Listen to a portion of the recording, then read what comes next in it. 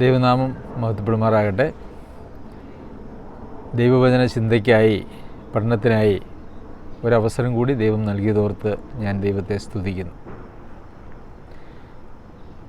തിരുവെഴുത്ത് പരിശോധിച്ചാൽ വിശ്വാസികൾ എന്ന് പറയുന്നതായ അല്ലെങ്കിൽ രക്ഷിക്കപ്പെട്ടവർ എന്ന് പറയുന്നതായിട്ടുള്ള ആളുകളെ രണ്ട് തരത്തിൽ അവതരിപ്പിച്ചിരിക്കുന്നത്, വിശേഷിപ്പിച്ചിരിക്കുന്നത് നമുക്ക് കാണുവാനായിട്ട് സാധിക്കും. ആത്മീകന്മാരെന്നും ജഡികന്മാരെന്നും അങ്ങനെ രണ്ട് തരത്തിലാണ് വിശ്വാസികളെ പൊതുവിൽ തരംതിരിച്ചിരിക്കുന്നത്. ജഡികന്മാരെന്ന് പറഞ്ഞാൽ അവർ വീണ്ടുജന്മം പ്രാപിച്ചതായിട്ടുള്ള ആളുകൾ തന്നെയാണ്.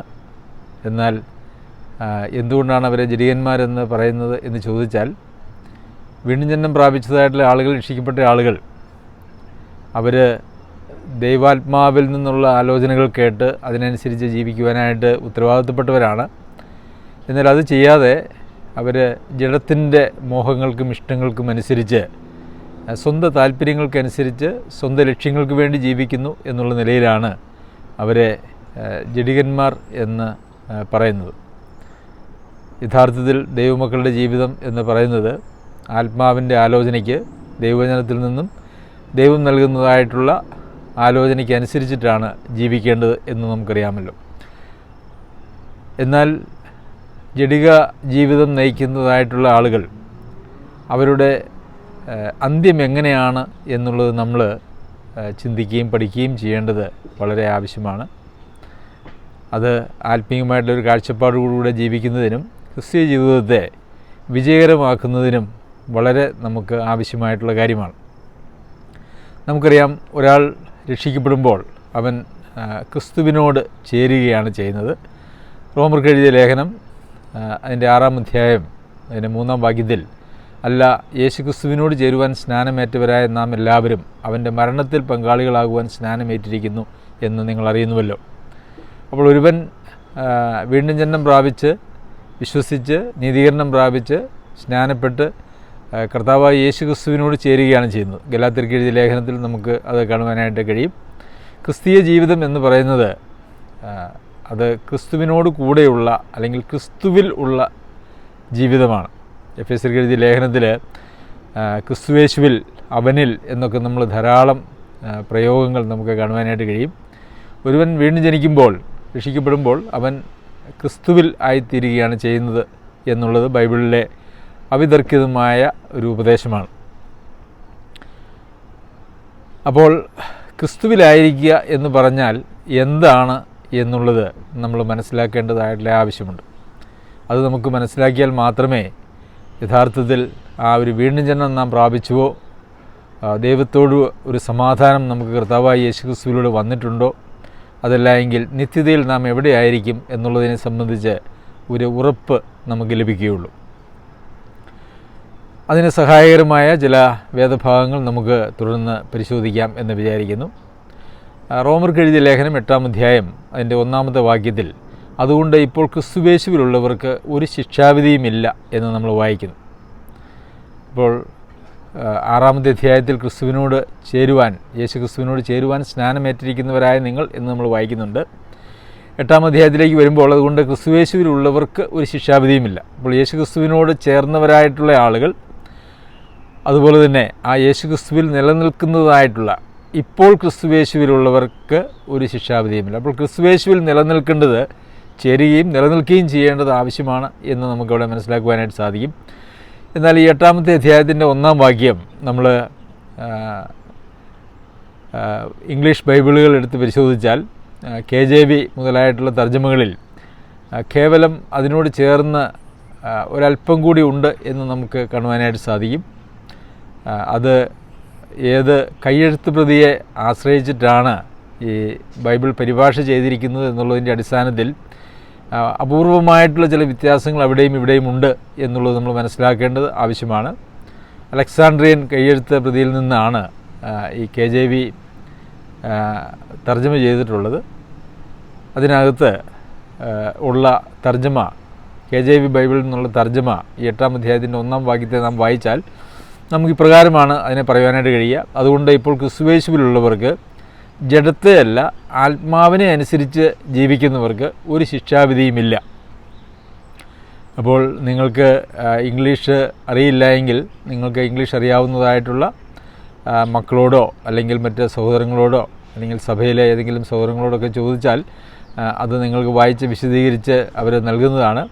അപ്പോൾ ഈ 8-ാമത്തെ അധ്യായത്തിൻ്റെ 1-ാമത്തെ വാക്യം നാം വായിക്കുന്നത് ആ ഒരു നിലയിൽ ചിന്തിച്ചാൽ, അതുകൊണ്ട് ഇപ്പോൾ ക്രിസ്തുയേശുവിലുള്ളവർക്ക് ജഡത്തെയല്ല ആത്മാവിനെ അനുസരിച്ച് നടക്കുന്നവർക്ക് ഒരു ശിക്ഷാവിധിയുമില്ല എന്ന് നമ്മൾ തിരുത്തി വായിക്കേണ്ടതാണ്. അപ്പോൾ മലയാള ബൈബിൾ പരിഭാഷ അത് പൂർണ്ണമല്ലേ എന്നുള്ള ഒരു ചോദ്യമൊക്കെ നിങ്ങളുടെ മനസ്സിൽ വരാനായിട്ടുള്ള സാധ്യതയുണ്ട്. ഈ കയ്യെഴുത്ത് പ്രതികളിൽ തമ്മിൽ വളരെ നിസ്സാരമായിട്ടുള്ള ചില വ്യത്യാസങ്ങൾ ഉണ്ട് എന്നുള്ളതൊരു യാഥാർത്ഥ്യമാണ്. എന്നാൽ നമ്മളുടെ വിശ്വാസത്തെയോ നമ്മളുടെ ആത്മീയ ജീവിത കാഴ്ചപ്പാടുകളെയോ മാറ്റത്തക്ക നിലയിലുള്ളതായിട്ടുള്ള കാര്യമായിട്ടുള്ള വ്യത്യാസങ്ങളൊന്നുമില്ല എന്നുള്ളതൊരു യാഥാർത്ഥ്യമാണ്.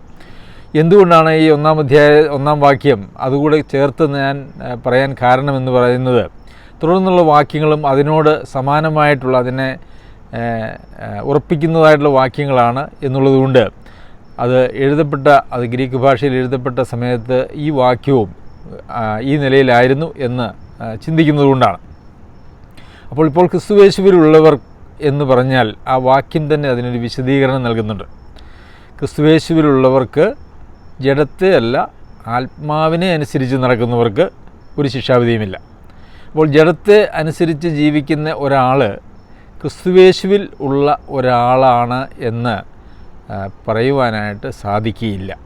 എന്നാൽ അവർ രക്ഷിക്കപ്പെട്ടവരല്ലെന്നോ വീണ്ടുജന്മം പ്രാപിച്ചവരല്ലെന്നോ എന്ന് നമുക്ക് തീർത്തും പറയാനായിട്ട് കഴിയില്ല. കാരണം ജഡികന്മാരെക്കുറിച്ച് പറയുന്നത്, കൊരിന്ത്യർക്ക് എഴുതിയ ലേഖനത്തിൽ ജഡികന്മാരെക്കുറിച്ച് പറയുന്നത് അതിൻ്റെ 1-ാം ലേഖനം 3-ാം അധ്യായത്തിൻ്റെ 1-ാമത്തെ വാക്യത്തിൽ, എന്നാൽ സഹോദരന്മാരെ നിങ്ങളോട് എനിക്ക് ആത്മീകന്മാരോട് എന്ന പോലെയല്ല ജഡികന്മാരോട് എന്ന പോലെ ക്രിസ്തുവിൽ ശിശുക്കളായവരോട് എന്ന പോലെ അത്രേ സംസാരിപ്പാൻ കഴിഞ്ഞുള്ളൂ. അപ്പോൾ ജഡികന്മാരായിട്ടുള്ള ആളുകൾ ക്രിസ്തുവിൽ ശിശുക്കളാണ് എന്നാണ് നമുക്ക് മനസ്സിലാക്കുവാനായിട്ട് സാധിക്കുന്നത്. അപ്പോൾ അതിനോട് സമാനമായിട്ടാണ് 8-ാമത്തെ അധ്യായത്തിലും അവർ വീണ്ടും ജന്മം പ്രാപിച്ചവരാണ്, രക്ഷിക്കപ്പെട്ടവരാണ്. എന്നാൽ അവർക്ക് ലഭിക്കേണ്ടതായിട്ടുള്ള നിർദ്ദേശം ആത്മാവിൽ നിന്നാണ്.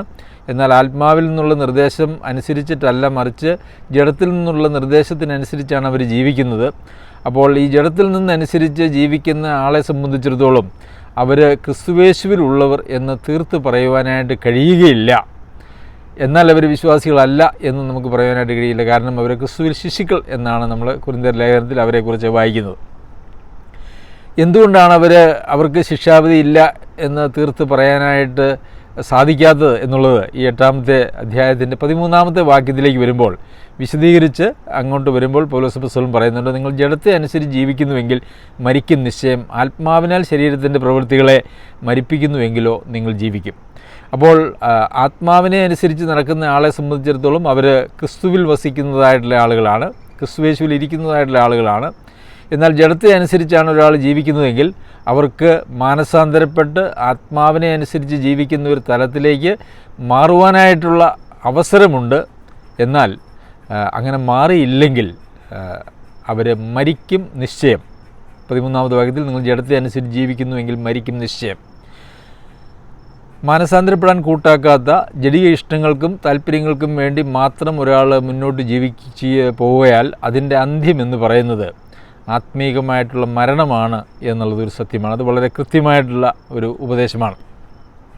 ഇവിടെ ഈ മരിക്കും നിശ്ചയം എന്ന് പറയുമ്പോൾ ഇത് എന്ത് മരണമാണ് എന്നുള്ളതിനെക്കുറിച്ച് ചില ആളുകളൊക്കെ ചില തർക്കസംഗതികൾ ഉന്നയിച്ചതായിട്ട് ഞാൻ കേട്ടിട്ടുണ്ട്. പണ്ഡിതന്മാരെന്ന് പറയുന്നതായിട്ട് ചില ആളുകളോട് ഈ ഒരു വാക്യത്തെക്കുറിച്ച് ഞാൻ നേരിട്ട് സംസാരിക്കുകയും ചെയ്തിട്ടുണ്ട്. അപ്പോൾ നിങ്ങൾ ജഡത്തെ അനുസരിച്ച് ജീവിക്കുന്നുവെങ്കിൽ മരിക്കും നിശ്ചയം എന്ന് പറഞ്ഞത് അത് ശാരീരിക മരണത്തെക്കുറിച്ചാണ് എന്നാണ് അങ്ങനെയുള്ളവർ എന്നോട് പറഞ്ഞത്. എന്നാൽ അതിനെക്കുറിച്ച് കൂടുതൽ ചർച്ച ചെയ്യുവാനോ ഒന്നും അവർ തയ്യാറാകാതെ അവർ ഒഴിവായി പോവുകയാണ് ചെയ്തതെന്നുള്ളതും അതിനകത്ത് ഒരു കാര്യമാണ്. എന്തുകൊണ്ടാണ് ഇത് ശാരീരിക മരണമാണെങ്കിൽ ലോകത്തിൽ ആരും നിത്യതയിലേക്ക് പോവുകയില്ല. കാരണം എല്ലാവർക്കും ശാരീരിക മരണമുണ്ട്. ശാരീരിക മരണത്തിലൂടെ അല്ലാതെ ആരും കടന്നു പോകുന്നില്ല. പിന്നെ കർത്താവിൻ്റെ വരവെങ്കിൽ രൂപാന്തരപ്പെടുമെന്നുള്ളതൊരു യാഥാർത്ഥ്യമാണ്. എന്നാൽ നമുക്കറിയാം, നമുക്ക് മുമ്പേ ജീവിച്ചിരുന്നതായിട്ടുള്ള 1-ാം നൂറ്റാണ്ടിൽ മുതലുള്ളതായിട്ടുള്ള ആളുകളെല്ലാം ശാരീരികമായിട്ടുള്ള മരണത്തിലൂടെ കടന്നു പോയതാണ്. അപ്പോൾ ശാരീരികമായിട്ടുള്ള മരണം ആണ് എങ്കിൽ ആരും നിത്യതയിൽ കാണുകയില്ല എന്നുള്ളത് നമുക്കറിയാം. എന്നാൽ ഇത് ആത്മീയമായിട്ടുള്ള മരണമാണ് എന്ന് പറയുമ്പോൾ അങ്ങനെയുള്ള ആളുകൾ സ്ഥാപിച്ചു വെച്ചിരിക്കുന്നതായിട്ടുള്ള ഉപദേശ സംഹിതകൾക്ക് ചേരുന്നതല്ല. അതുകൊണ്ട് ഇത്തരം ദൈവവചന ഭാഗങ്ങൾ അവരെ വിശദീകരിക്കാതെ മനഃപൂർവ്വം ഒഴിവാക്കുന്നത് നമുക്ക് കാണുവാനായിട്ട് സാധിക്കും.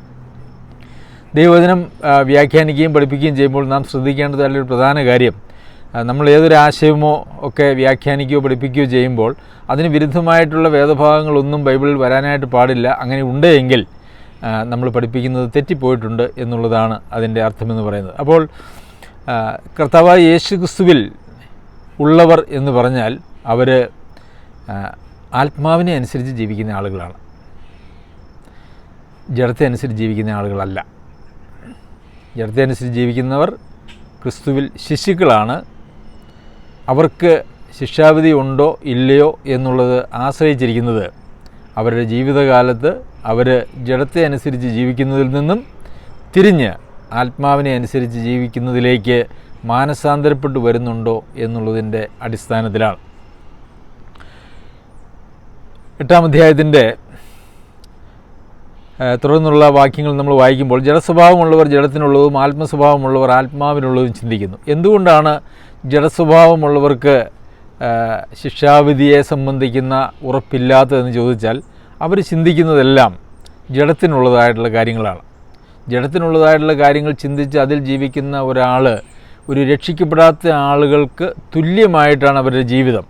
ഒരുപക്ഷെ ഒരു ദൈവിക ജീവൻ്റെ വെളിച്ചത്തിൻ്റെ ഒരു അംശം അവരുടെ ഹൃദയത്തിൽ കാണുമെന്നുള്ളതിൽ കവിഞ്ഞ് അവരുടെ എല്ലാ പ്രവർത്തനങ്ങളും ജീവിതവും യഥാർത്ഥത്തിൽ ജഡത്തെ അനുസരിച്ച് അല്ലെങ്കിൽ ഒരു അവിശ്വാസിയെപ്പോലെ ജീവിക്കുന്നു എന്ന് നമുക്ക് കാണുവാനായിട്ട് കഴിയും.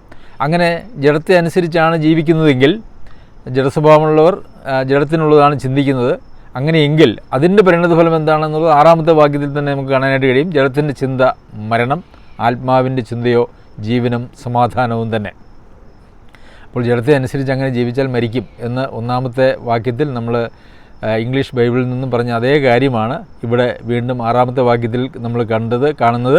13-ാമത്തെ വാക്യത്തിലും നമ്മളത് തന്നെയാണ് കണ്ടത്.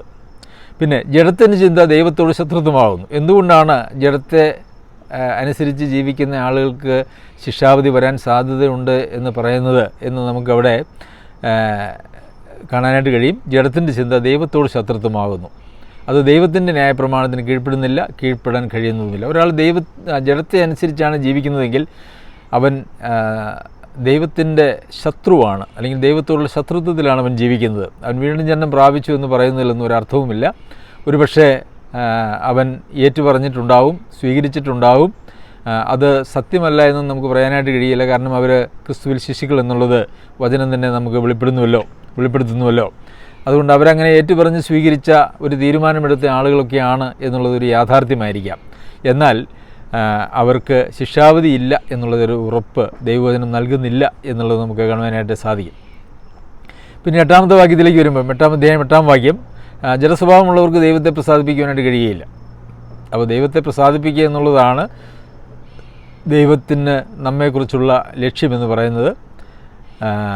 അപ്പോൾ അങ്ങനെ ദൈവത്തെ പ്രസാദിപ്പിക്കുന്ന ഒരു ജീവിതം നയിക്കുവാനായിട്ട് ഈ ജഡസ്വഭാവമുള്ളവർക്ക് കഴിയില്ല. കാരണം ജഡസ്വഭാവം ദൈവത്തോട് ശത്രുത്വമാകുന്നു. ദൈവത്തോടുള്ളൊരു ശത്രുതയിലാണ് ഒരാൾ ജഡത്തിൽ ആണ് ജീവിക്കുന്നത്, അല്ലെങ്കിൽ ജഡത്തെ അനുസരിച്ചാണ് ജീവിക്കുന്നതെങ്കിൽ ഒരാൾ ദൈവത്തോടുള്ള ശത്രുത്വത്തിലാണ് ജീവിക്കുന്നത് എന്ന് നമുക്കറിയാം.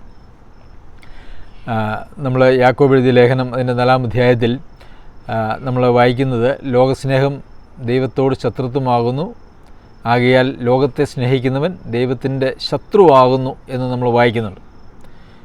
ഈ ലോകസ്നേഹം എന്ന് പറയുന്നത് നമ്മുടെ ജഡസ്വഭാവത്തിൽ നിന്നും ഉളവാകുന്നതായ ജഡിക ചിന്തകളിൽ നിന്നും ഉളവാകുന്നതായിട്ടുള്ള കാര്യമാണ് എന്നുള്ളതുകൊണ്ട് അത് ദൈവത്തോടുള്ളൊരു ശത്രുത്വമാണ്. ദൈവത്തിൻ്റെ ശത്രുവിന് ഒരിക്കലും ഒരു ശിക്ഷാവിധിയിൽ നിന്നുള്ള വിടുതൽ ദൈവം വാഗ്ദത്തം ചെയ്യുന്നില്ല, വചനവും വാഗ്ദത്തം ചെയ്യുന്നില്ല എന്നുള്ളത് നാം മനസ്സിലാക്കണം. 9-ാമത്തെ വാക്യത്തിലേക്ക് വരുമ്പോൾ കുറച്ചുകൂടെ ഗൗരവമായിട്ടാണ് ഇവിടെ പൗലോസ് അപ്പോസ്തലൻ പറയുന്നത്. നിങ്ങൾ ദൈവത്തിൻ്റെ ആത്മാവ് നിങ്ങൾ വസിക്കുന്നു എന്ന് വരികിൽ ജഡസ്വഭാവമുള്ളവരല്ല ആത്മസ്വഭാവമുള്ളവരത്രേ. അപ്പോൾ ക്രിസ്തുവിൽ ശിശുക്കളായിരിക്കുന്ന ആളുകൾ അവരിൽ ദൈവാത്മാവ് വസിക്കുന്നുവെങ്കിൽ അവർക്ക് ജഡസ്വഭാവം വരികയില്ല, അവർ ആത്മസ്വഭാവമുള്ള ആളുകളാണെന്നാണ് പറയുന്നത്.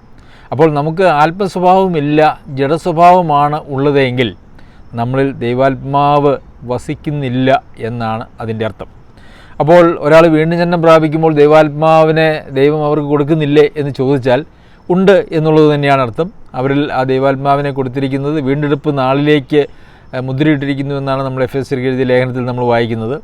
എന്നാൽ നമുക്ക് ദൈവാത്മാവ് ഉള്ളതിൻ്റേതായിട്ടുള്ള ഒരു പ്രയോജനം അവരുടെ ജീവിതത്തിൽ ഇല്ല എന്നുള്ള നിലയിലാണ് ഇവിടെ ഉദ്ദേശിച്ചിരിക്കുന്നത്. കാരണം നമുക്കറിയാമല്ലോ, ദൈവാത്മാവിനെ കെടുത്തരുത് എന്ന് തെസ്സലോനിക്കർക്ക് എഴുതിയ ലേഖനത്തിലും ദുഃഖിപ്പിക്കരുത് എന്ന് എഫേസ്യർക്ക് എഴുതിയ ലേഖനത്തിലും നമ്മൾ വായിക്കുന്നുണ്ട്. അപ്പോൾ നമ്മളിൽ ദൈവാത്മാവ് ഉണ്ടെങ്കിലും ദുഃഖിപ്പിച്ചോ കെടുത്തിയോ, അല്ലെങ്കിൽ എബ്രായർക്ക് എഴുതിയ ലേഖനം 10-ാം അധ്യായത്തിൽ നാം വായിക്കുന്നത് പോലെ കൃപയുടെ ആത്മാവിനെ നിന്ദിച്ചോ ജീവിക്കുന്ന ഒരു ജീവിതം നമുക്ക് സാധ്യമാണ്. അങ്ങനെയാണ് നാം ജീവിക്കുന്നതെങ്കിൽ ആത്മാവ് ഉണ്ട് എന്ന് പറയുന്നത് കൊണ്ട് ഒരു പ്രയോജനവും നമുക്ക് ലഭിക്കുന്നതല്ല, ആത്മസ്വഭാവം നമുക്ക് വരുന്നതല്ല. ആത്മാവിനെ നാം അനുസരിക്കാൻ കൂട്ടാക്കുന്നില്ല എങ്കിൽ അത് ദുഃഖിപ്പിക്കുകയും നിന്ദിക്കുകയും അതുപോലെ തന്നെ കെടുത്തിക്കളയുന്നതിനും തുല്യമാണ് എന്നുള്ളത് നമുക്കറിയാം.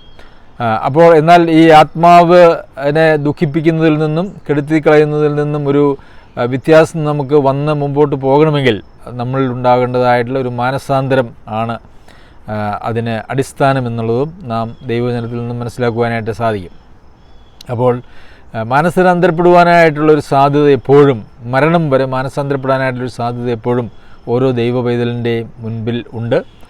ദൈവം മാനസാന്തരപ്പെടുന്നതിന് വേണ്ടി ദൈവ സഹവിശ്വാസികളിലൂടെയും സഭാ ശുശ്രൂഷകന്മാരിലൂടെയും അല്ല എങ്കിൽ മറ്റ് ആളുകളിലൂടെയൊക്കെ ദൈവം ഉപദേശങ്ങൾ എന്നുള്ള നിലയിൽ കൊടുക്കും. എന്നാൽ അതിനൊന്നും കൂട്ടാക്കാതെ വന്നാൽ ഒരുപക്ഷെ ദൈവം ചില ബാലശിക്ഷയിലൂടെ കടത്തിവിടാനായിട്ടുള്ള സാധ്യതയുമുണ്ട്. അതിലൂടെയും കടത്തിവിട്ടിട്ടും ഒരാൾ മാനസാന്തരപ്പെടുന്നില്ല, ജഡത്തെ അനുസരിച്ച് തന്നെ ജീവിക്കുന്ന ഒരു ജീവിതശൈലിയോട് കൂടി അങ്ങ് മരിച്ചുപോയാൽ അവർക്ക് ഒരു ശിക്ഷാവിധി ഇല്ല എന്നുള്ള വാക്തത്വം ബാധകമല്ല എന്നാണ് നമുക്ക് കാണുവാനായിട്ട് കഴിയുന്നത്. ശരി, ഗലാത്യർക്ക് എഴുതിയ ലേഖനം 5-ാം അധ്യായത്തിലേക്ക് വരുമ്പോൾ ആത്മാവിനെ അനുസരിച്ച് നടപ്പിൻ 5-ന്റെ 16 എന്നാൽ നിങ്ങൾ ജഡത്തിൻ്റെ മോഹം നിവർത്തിക്കുകയില്ല എന്ന് ഞാൻ പറയുന്നു. അപ്പോൾ നമ്മളിൽ ദൈവാത്മാവിനെ ദൈവം നൽകി, ആത്മാവിനാൽ ദൈവവചനത്തിലൂടെ നമുക്ക് ധാരാളം ആലോചനകൾ ദൈവം തരുമ്പോൾ ആത്മാവിനെ അനുസരിച്ചാണ്, ആത്മാവ് ഉപദേശിക്കുന്ന വചനങ്ങളെ അനുസരിച്ചാണ് നാം നടക്കുന്നതെങ്കിൽ നമ്മൾ ഒരിക്കലും ജഡത്തിൻ്റെ മോഹം നിവർത്തിക്കുകയില്ല. അപ്പോൾ നാം ജഡത്തിൻ്റെ മോഹത്തിന് അനുസരിച്ചാണ് ജീവിക്കുന്നതെങ്കിൽ നാം ആത്മാവിനെ അനുസരിച്ചല്ല നടക്കുന്നത്, നമ്മളിൽ പ്രവർത്തിക്കുന്നത് നമ്മളുടെ ജഡമാണ് എന്നുള്ളത് നമുക്ക് കാണാനായിട്ട് സാധിക്കും. 17-ാമത്തെ വാക്യത്തിൽ ഗലാത്യർ 5:17 ജഡാഭിലാഷം ആത്മാവിനും ആത്മാഭിലാഷം ജഡത്തിനും വിരോധമായിരിക്കുന്നു, നിങ്ങൾ ഇച്ഛിക്കുന്നത് ചെയ്യാതെ വണ്ണം അവ പ്രതികൂലമല്ലോ. അപ്പോൾ ഞാൻ നേരത്തെ സൂചിപ്പിച്ചുവല്ലോ, ഒരു ജഡത്തെ അനുസരിച്ച് ജീവിക്കുന്നതായിട്ടുള്ള ഒരാളുടെ ജീവിതം പ്രായോഗികമായി ഒരു അവിശ്വാസിയുടെ ജീവിതത്തോട് തുല്യമാണ്. അവൻ ആത്മാവിനെ ദുഃഖിപ്പിച്ചും നിന്ദിച്ചും കെടുത്തിയും കളഞ്ഞിട്ട് ആത്മാവിൽ നിന്നുള്ള യാതൊന്നും സ്വീകരിക്കുവാൻ കൂട്ടാക്കാതെ ഒരു അവിശ്വാസിക്ക് തുല്യമായിട്ടുള്ള ജീവിതം നയിക്കുന്ന ആളുകളാണ് എന്ന് നമുക്ക് കാണാനായിട്ട് സാധിക്കും. അപ്പോൾ ആത്മാവിൻ്റെ അഭിലാഷം, ജഡത്തിൻ്റെ അഭിലാഷം, ഇത് രണ്ടും അന്യോന്യം വിരോധമാണ്. അതായത് നമ്മളുടെ ജഡം നമ്മളോട് ആവശ്യപ്പെടുന്നതല്ല, ആത്മാവ് ആവശ്യപ്പെടുന്നത്. ആത്മാവിൻ്റെ ചിന്ത നാം സ്വീകരിച്ച് നമ്മളുടെ ജഡത്തിൽ നമുക്ക് വലിയൊരു രൂപാന്തരം വരുത്തേണ്ടത് ആവശ്യമാണ്. അതാണ് നമ്മളുടെ ക്രിസ്തീയ ജീവിതത്തിൻ്റെ വിശുദ്ധീകരണം എന്ന് പറയുന്നത്. ക്രിസ്തീയ ജീവിതത്തിൽ നാം വിശുദ്ധീകരണത്തിൽ മുമ്പോട്ട് പോകുമ്പോൾ ജഡത്തിൽ നിന്ന് സ്വീകരിക്കുന്നത് കുറഞ്ഞ് വരികയും ആത്മാവിൽ നിന്ന് സ്വീകരിക്കുന്നത് കൂടി വരികയും ചെയ്യും എന്നുള്ളതാണ്. അപ്പോൾ 100% ഒരാൾ ജഡത്തിൽ നിന്നുള്ള മോഹങ്ങളെ വേണ്ട എന്ന് വെച്ച് ആത്മാവിൻ്റെ ആലോചനകൾക്കനുസരിച്ച് 100% ഒരാളാകുമ്പോൾ അതിനെ ഒരു വിശുദ്ധീകരണത്തിൻ്റെ പൂർണ്ണത എന്ന് നമുക്ക് പറയാനായിട്ട് കഴിയും. എന്നാൽ വിശുദ്ധീകരണത്തിൻ്റെ പൂർണ്ണത എന്ന് പറയുന്നത് ഈ ലോകത്തിൽ അത്ര സാധ്യമായിട്ടുള്ളൊരു കാര്യമല്ല എന്നുള്ളത് നമുക്കറിയാം. എന്നാൽ ക്രിസ്തുയേശുവിൽ നാം വസിക്കുന്നുവെങ്കിൽ നാം ജഡത്തിൻ്റെ ആലോചനകൾക്കനുസരിച്ച് ജീവിക്കുന്ന ജീവിതത്തിൽ നിന്നും മാറി രൂപാന്തരപ്പെട്ട്, അങ്ങനെ അതാണ് റോമർക്ക് എഴുതിയ ലേഖനം 12-ാം അധ്യായത്തിലേക്ക് വരുമ്പോൾ നന്മയും പ്രസാദവും പൂർണ്ണതയുമുള്ള ദൈവഹിതം തിരിച്ചറിയേണ്ടതിന് മനസ്സ് പുതുക്കി രൂപാന്തരപ്പെടുമെന്ന് നമ്മൾ വായിക്കുന്നുണ്ട്. അപ്പോൾ നാം രൂപാന്തരപ്പെടുന്നതിനനുസരിച്ചിട്ടാണ് നമുക്ക് ദൈവത്തിൻ്റെ ഇഷ്ടം മനസ്സിലാക്കുവാനായിട്ട് സാധിക്കുക. അപ്പോൾ ആത്മാഭിലാഷം ജഡത്തിനും ജഡാഭിലാഷം ആത്മാവിനും വിരോധമായിരിക്കുന്നു. അതുകൊണ്ട് ജഡത്തെ അനുസരിച്ച് നാം ജീവിക്കുമ്പോൾ അത് ആത്മാവിൻ്റെ ഇഷ്ടത്തിന് തികച്ചും വിരോധമാണ് എന്നുള്ളത് നമുക്ക് കാണുവാനായിട്ട് സാധിക്കും. ജഡത്തെ അനുസരിച്ച് ജീവിക്കുന്നതിന് നാം ജഡത്തിനല്ല കടക്കാരാകുന്നത് എന്ന് നമ്മൾ റോമർക്ക് എഴുതിയ ലേഖനം 8-ാം അധ്യായത്തിൽ നമ്മൾ വായിക്കുന്നുണ്ട്. നമുക്ക് ജഡത്തിന് യാതൊരു ഘടവുമില്ല, എന്നാൽ ആത്മാവിനെ അനുസരിച്ച് ജീവിക്കുവാനുള്ളൊരു ഉത്തരവാദിത്വം നമുക്കുണ്ട്. എന്തുകൊണ്ടാണ് ജഡത്തിന് നമ്മളൊരു കടവും ഇല്ല എന്ന് നമ്മൾ പറയുന്നത്? ഈ ഗലാത്യർക്ക് എഴുതിയ ലേഖനം 5-ാം അധ്യായത്തിൽ തന്നെ അതിന് 24-ാമത്തെ വാക്യത്തിൽ ക്രിസ്തുയേശുവിനുള്ളവർ ജഡത്തെ അതിൻ്റെ രാഗമോഹങ്ങളോടുകൂടെ ക്രൂശിച്ചിരിക്കുന്നു എന്ന് നാം വായിക്കുന്നു. ക്രിസ്തുയേശുവിനുള്ളവർ ജഡത്തെ അതിൻ്റെ രാഗമോഹങ്ങളോടുകൂടെ ക്രൂശിച്ചിരിക്കുന്നു. ആകയാൽ ക്രിസ്തുയേശുവിലുള്ളവർക്ക് ഒരു ശിക്ഷാവിധിയുമില്ല എന്ന് നമ്മൾ വായിച്ചതുപോലെ തന്നെ നമ്മൾ വായിക്കേണ്ടതായിട്ടുള്ളൊരു കാര്യമാണ്. ക്രിസ്തുയേശുവിനുള്ളവർ ജഡത്തെ അതിൻ്റെ രാഗമോഹങ്ങളോടുകൂടെ ക്രൂശിച്ചിരിക്കുന്നു. പ്രിയമുള്ളവരെ, നാം ക്രിസ്തുയേശുവിനുള്ളവരാണെങ്കിൽ അല്ലെങ്കിൽ അവനിൽ വസിക്കുന്ന ആളുകളാണ് നാമെങ്കിൽ നമ്മുടെ ജഡത്തെ അതിൻ്റെ രാഗമോഹങ്ങളോടുകൂടെ നാം ക്രൂശിക്കേണ്ടത് ആവശ്യമാണ്. അപ്പോൾ ജഡത്തിൻ്റെ ഇഷ്ടങ്ങളൊക്കെ നമ്മളുടെ ജീവിതത്തിൽ പൊങ്ങി വരുവാനായിട്ടുള്ള സാധ്യതയുണ്ട്. എന്നാൽ ആ ജഡത്തിൻ്റെ ഇഷ്ടത്തിന് നമ്മൾ വിധേയപ്പെടാതെ ആത്മാവ് അതേ സമയത്ത് നമുക്ക് നൽകുന്നതായിട്ടുള്ള ആലോചനകൾക്കനുസരിച്ച് നാം ജീവിക്കുമ്പോൾ ഈ ജഡത്തിൻ്റെ മോഹങ്ങളെ നാം ക്രൂശിക്കുന്നത്, അതിൻ്റെ രാഗമോഹങ്ങളെ ക്രൂശിച്ചിരിക്കുന്നു എന്നുള്ളത് ഒരു യാഥാർത്ഥ്യമായിട്ട് നമ്മുടെ ജീവിതത്തിൽ വരികയാണ് ചെയ്യുന്നത്. അപ്പോൾ ക്രിസ്തുയേശുവിനുള്ളവരുടെ പ്രത്യേകത എന്ന് പറയുന്നത് അവർ ആത്മാവിനെ അനുസരിച്ച് നടക്കുന്നവരാണ്, ജഡത്തെ അനുസരിച്ച് നടക്കുന്നവരല്ല. ജഡത്തിൻ്റെ മോഹങ്ങളെ ക്രൂശിച്ചിരിക്കുന്നവരുമാണ്. പ്രിയമുള്ളവരെ, കർത്താവ് തൻ്റെ പിന്നാലെ വരുവാനായിട്ട് തുനിയുന്ന ആളുകളോട്, ആഗ്രഹിക്കുന്ന ആളുകളോട് പറയുന്നതായിട്ടുള്ളൊരു വലിയ വ്യവസ്ഥ എന്ന് പറയുന്നത് അവർ തന്നെ ത്യജിച്ച് നാൾതോറും തൻ്റെ ക്രൂശുമെടുത്ത് എൻ്റെ പിന്നാലെ വരട്ടെ. അപ്പോൾ കർത്താവിൻ്റെ പിന്നാലെ പോകുവാനായിട്ട് ആഗ്രഹിക്കുന്ന എല്ലാ ആളുകളും ഒരു ക്രൂശുമായിട്ട് വേണം കർത്താവിൻ്റെ പിന്നാലെ പോകാനായിട്ട്. എന്തുകൊണ്ടാണ് ഒരു ക്രൂശുമായിട്ട് നാം കർത്താവിൻ്റെ പിന്നാലെ പോകേണ്ടത് എന്ന് ചോദിച്ചാൽ, ഇതുപോലെ ജഡത്തിൻ്റെ മോഹങ്ങൾ നമ്മുടെ ജീവിതത്തിൽ ഉണ്ടാകുമ്പോൾ ആ ജഡത്തിൻ്റെ മോഹങ്ങളെല്ലാം, ഇതൊരു ആലങ്കാരിക ഭാഷയാണെന്ന് നമുക്കറിയാമല്ലോ. ഏതെങ്കിലും ഒരു കുരിശിൻ്റെ ഒരു രൂപം നമ്മുടെ വസ്ത്രത്തിന്മേലോ അതല്ലെങ്കിൽ ഒരു കുരിശിൻ്റെ രൂപം നാം അങ്ങനെ ചുമന്നുകൊണ്ട് നടക്കുന്നു, അതൊന്നുമല്ല. ഇതൊരു ആലങ്കാരികമായിട്ടുള്ള ഒരു പ്രയോഗമാണ്. അതായത് നമ്മുടെ എല്ലാ മോഹങ്ങളും വേണ്ട എന്ന് വെച്ച് അതിനെയൊക്കെ മരണത്തിനേൽപ്പിച്ച് ദൈവത്തിൻ്റെ ഇഷ്ടത്തിന് വേണ്ടി അല്ലെങ്കിൽ ആത്മാവിൻ്റെ ഇഷ്ടത്തിന് വേണ്ടി നാം ജീവിക്കണം. അപ്പോൾ നമ്മുടെ എല്ലാ ഇഷ്ടങ്ങളെയും മരണത്തിനേൽപ്പിക്കാനായിട്ടുള്ള ഒരു തയ്യാറെടുപ്പുണ്ടെങ്കിൽ മാത്രമാണ് ഒരുവന് കർത്താവിൻ്റെ പിന്നാലെ പോകുവാനായിട്ട് സാധിക്കുന്നത്. അങ്ങനെ നമ്മുടെ ഇഷ്ടങ്ങളെ മരണത്തിനേൽപ്പിച്ച് അല്ലെങ്കിൽ ക്രൂശിച്ച് നാം എടുത്തുകൊണ്ട് പോകുന്നതായിട്ടുള്ള ആ ക്രൂശിച്ച് നമുക്ക് മുമ്പോട്ട് പോകണമെങ്കിൽ കർത്താവ് പറഞ്ഞതായിട്ടുള്ള അടുത്ത വ്യവസ്ഥ തന്നെ ത്യജിച്ച് എന്നുള്ളത് നാം പാലിക്കേണ്ടതായിട്ടുള്ള ആവശ്യമുണ്ട്. തന്നെ ത്യജിക്കാത്ത ഒരാൾക്കും തൻ്റെ മോഹങ്ങളെ, തൻ്റെ ജഡത്തിൻ്റെ ഇഷ്ടങ്ങളെ ക്രൂശിക്കുവാനായിട്ട് സാധിക്കുകയില്ല. ഇത് രണ്ടും ഒരു നാണയത്തിൻ്റെ രണ്ട് പുറവും പോലെ പ്രാധാന്യമുള്ളതായിട്ടുള്ള കാര്യമാണ്. ഒരാൾക്ക് തന്നെ ത്യജിക്കുവാൻ സാധിച്ചാൽ പിന്നെ ആ ആളെ സംബന്ധിച്ചിടത്തോളം അവരുടെ ജഡത്തിന് മോഹങ്ങളില്ല എന്നുള്ളത് നമുക്ക് കാണാനായിട്ട് സാധിക്കും. കാരണം തന്നെ ത്യജിച്ച ഒരാളെ സംബന്ധിച്ചിടത്തോളം അത് അവർക്ക് അവരുടേതായിട്ടുള്ള ഇഷ്ടങ്ങളോ താല്പര്യങ്ങളോ മോഹങ്ങളോ ലക്ഷ്യങ്ങളോ ഒന്നും ഈ ലോകത്തില്ല. അവരുടെ ലക്ഷ്യങ്ങളെല്ലാം ദൈവകേന്ദ്രീകൃതമാണ്, അല്ലെങ്കിൽ നിത്യതയുമായി ബന്ധപ്പെട്ടിട്ടുള്ള കാര്യങ്ങളാണ്. അതാണ് യഥാർത്ഥത്തിലുള്ളൊരു ക്രിസ്തീയ ജീവിതം എന്ന് പറയുന്നത്. എന്നാൽ നമ്മുടേതായിട്ടുള്ള ഇഷ്ടങ്ങളുമായിട്ട് നമ്മുടേതായിട്ടുള്ള മോഹങ്ങളും ആയിട്ടാണ് നാം ഈ ലോകത്തിൽ ജീവിക്കുന്നതെങ്കിൽ നാം ജഡത്തെ അതിൻ്റെ രാഗമോഹങ്ങളോടുകൂടെ ക്രൂശിച്ചിട്ടില്ല, നാം ആ ജഡത്തിൻ്റെ ഇഷ്ടത്തിനനുസരിച്ച് ജീവിക്കുന്നു എന്ന് മാത്രമാണ് നമുക്ക് കാണുവാനായിട്ട് കഴിയുന്നത്. ഇപ്പോൾ ജഡത്തെ ക്രൂശിച്ചിരിക്കുന്ന ആളുകൾ തന്നെ ത്യജിച്ച ആളുകളാണ്. തന്നെ ത്യജിച്ച ആളുകൾക്ക് മാത്രമേ ജഡത്തിൻ്റെ ഇഷ്ടങ്ങളെ ക്രൂശിക്കുവാനായിട്ട് കഴിയുകയുള്ളൂ. ജഡത്തിൻ്റെ ഇഷ്ടങ്ങളെ ക്രൂശിച്ചിരിക്കുന്നതായിട്ടുള്ള സ്വന്തമായിട്ട് താല്പര്യങ്ങളും ലക്ഷ്യങ്ങളും ഈ ലോകത്തില്ലാതെ ദൈവരാജ്യത്തിന് വേണ്ടി മാത്രം, ദൈവിക പദ്ധതികൾക്ക് വേണ്ടി മാത്രം ജീവിക്കുന്നതായിട്ടുള്ള ഒരാളെ സംബന്ധിച്ചിടത്തോളം അവർ ആത്മാവിനെ അനുസരിച്ച് നടക്കുന്നവരാണ്. അവർ തന്നെ ത്യജിച്ചവരാണ്. അവർ ജഡത്തെ അതിൻ്റെ രാഗമോഹങ്ങളോടുകൂടെ ക്രൂശിച്ചവരാണ്. അപ്പോൾ സ്വാഭാവികമായിട്ടും ഒരു ചോദ്യം ഉന്നയിക്കപ്പെടാം, ഈ ലോകത്തിൽ ജീവിക്കുമ്പോൾ അങ്ങനെയൊക്കെ ജീവിക്കാനായിട്ട് സാധിക്കുമോ? പ്രിയമുള്ളവരെ, നമ്മുടെ സമർപ്പണത്തിൻ്റെ തലം ആണ് അത് തീരുമാനിക്കുന്നത്. നമുക്കൊരിക്കലും ഈ ലോകത്തെയും അല്ലെങ്കിൽ ജഡത്തെയും ദൈവത്തെയും ഒരുമിച്ച് കൊണ്ടുപോകാനായിട്ട് സാധിക്കുന്നതല്ല. നാം ദൈവത്തെ അനുസരിച്ച് ജീവിക്കുവാനായിട്ട് നാം താല്പര്യപ്പെടുന്നുവെങ്കിൽ ഈ ലോകത്തിൻ്റെ ഇഷ്ടങ്ങൾക്ക് നമുക്ക് വിധേയപ്പെടുവാനായിട്ടോ അതിനെ അനുസരിച്ച് ജീവിക്കുവാനായിട്ടോ നമുക്ക് സാധിക്കില്ല. കാരണം ജഡത്തിൻ്റെ ഇഷ്ടവും ആത്മാവിൻ്റെ ഇഷ്ടവും എന്ന് പറയുന്നത് അത് പ്രതികൂലമാണ്. അവ തമ്മിൽ ഒരിക്കലും ചേരുകയില്ല എന്നുള്ളത് നമുക്ക് കാണാനായിട്ട് സാധിക്കും. അപ്പോൾ തന്നെ ത്യജിക്കാൻ മനസ്സില്ലാത്ത ഒരാൾക്ക് ക്രിസ്ത്യ ജീവിതം സാധ്യമല്ല. ഒരു ക്രൂശുമെടുത്ത് ഓരോ ദിവസവും ഓരോ നിമിഷവും സ്വന്തം ഇഷ്ടങ്ങളെയും താല്പര്യങ്ങളെയും അല്ലെങ്കിൽ ജഡത്തിൻ്റെ ഇഷ്ടങ്ങളെയൊക്കെ ക്രൂശിക്കുവാൻ മനസ്സില്ലാത്ത ഒരാൾക്കും ഒരിക്കലും ഒരു ക്രിസ്തീയ ജീവിതം സാധ്യമല്ല. അപ്പോൾ സ്വന്തം ഇഷ്ടത്തെ ക്രൂശിച്ചില്ല എങ്കിൽ അത് നമ്മെ നിയന്ത്രിക്കുന്ന ഒരവസ്ഥയിലേക്ക് വരും. അതോടുകൂടി നാം ദൈവത്തിൽ നിന്നും ദൈവിക കൃപയിൽ നിന്നും വീണു പോകും എന്ന് നമുക്ക് കാണുവാനായിട്ട് കഴിയും. അതുകൊണ്ടാണ് ജഡത്തിൻ്റെ ചിന്ത മരണമെന്നും ജഡത്തെ അനുസരിച്ച് ജീവിച്ചാൽ നിങ്ങൾ മരിക്കും നിശ്ചയമെന്നും ദൈവവചനത്തിൽ നമുക്ക് കാണുവാനായിട്ട് സാധിക്കുന്നത്. അപ്പോൾ നാം ഈ ലോകത്തിൽ ജീവിക്കുമ്പോൾ ജോലി ചെയ്യുന്നതും വിദ്യാഭ്യാസം ചെയ്യുന്നതും അതുപോലെ തന്നെ ഈ ലോകത്തിലെ നമ്മുടെ എല്ലാ പ്രവർത്തനങ്ങളും അത് ജഡികമാണോ അത് ആത്മീകമാണോ എന്നുള്ളൊരു ചോദ്യം അവിടെ സ്വാഭാവികമായിട്ടും ഉന്നയിക്കുന്നുണ്ട്.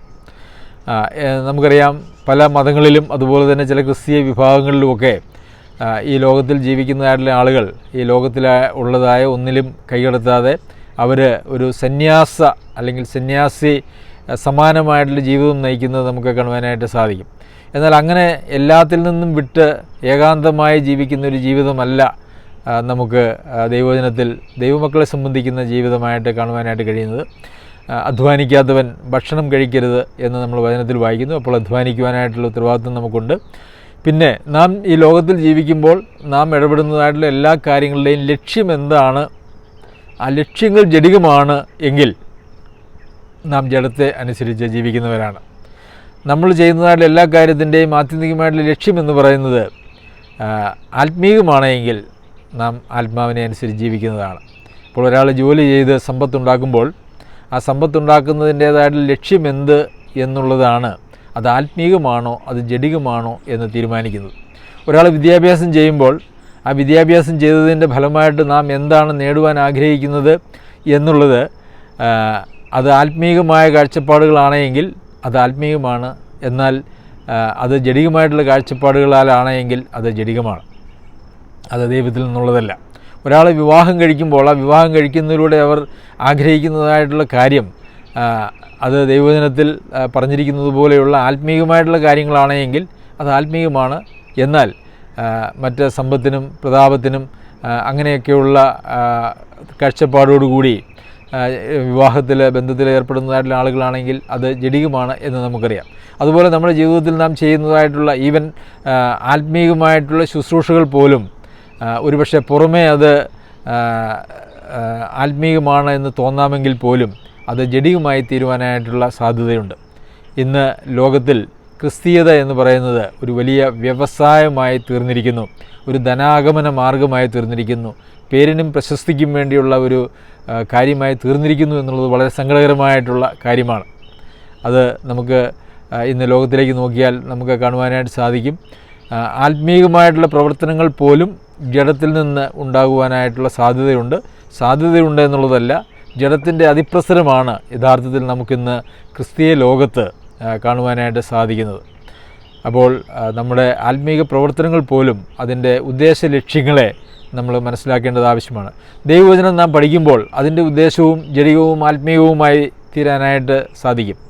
ദൈവവചനം നാം പഠിക്കുന്നത് നമുക്ക് പഠിച്ച് അറിവ് വർദ്ധിപ്പിച്ച് മറ്റുള്ളവരുടെ മുമ്പിൽ ഒരു വലിയ നല്ല പ്രസംഗം നടത്തുവാനായിട്ടാണ് ആഗ്രഹിക്കുന്നതെങ്കിൽ അത് തികച്ചും ജഡികമാണ്.